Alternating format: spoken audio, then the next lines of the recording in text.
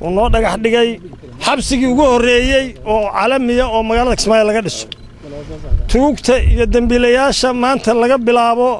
ha ogaadeen meel lagu xiraa la helay hadii awal inta meel lagu xiraa la sii deen jiray laga bilaabo maanta waa la xirin xabsigiina madaxweynaha noo dhagax dhigay aad iyo aad baa u mahadsantihiin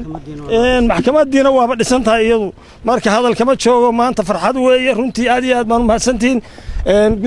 gudoomiyaha gobolkan ku soo dhaweynaya bismillaah bina nastaciin ala amri dunya wa diin wa sallallahu ala sayyidina maxamed runtii waa maalin farxad leh waa maalin aad u jeedaan inuu soo noqonayo rule and regulation of Jubaland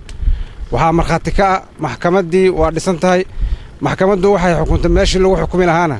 waxaa dhagax dhigay madaxweyne ku-xigeenka maamul goboleedka Jubaland Suldaan Cabdiqaadir ayaa dhagax dhigay waad aragtaan marka waa bishaare soo hoyatay weeye waxaan ummadda reer Jubaland uga digaynaa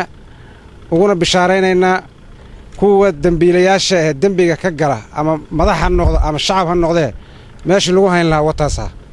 kuwa ka badbaadana meeshii ay u fiirsan lahaayeen dheelay war meesha Ilaahay kuma geliyo waa meesha maanta la madax dhagax dhigay aad baan ugu hambalyeynaya madaxweynaha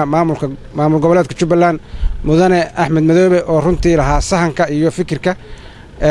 aad baan ugu hambalyeynaa